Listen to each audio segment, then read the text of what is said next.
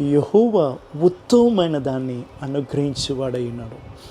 మన భూమి దాని ఫలమునిచ్చును. 85వ కీర్తనలో 12వ వచనంలో ఈ మాట రాయబడి ఉంది. మన దేవుడు శ్రేష్టమైనది ఉత్తమమైన దాన్ని అనుగ్రహించేవాడై ఉన్నాడు. అందుకే తన ఏకైక అద్వితీయ కుమారుని మనందరి కొరకు దేవుడు ఇచ్చి ఉన్నాడు. ఆయన యందు నమ్మినవాడు నశింపక నిత్య జీవం పొందినట్లు అనుగ్రహించబడి ఉన్నది. ఆయన ఒక గోధుమ గింజ వలె ఈ భూమి మీద పడి మరణించి తిరిగి లేచాడు. ఎందుకంటే విస్తారమైన పంటను దేవునికి ఇవ్వటానికి. అది ఎవరంటే నువ్వు నేనై ఉన్నాం.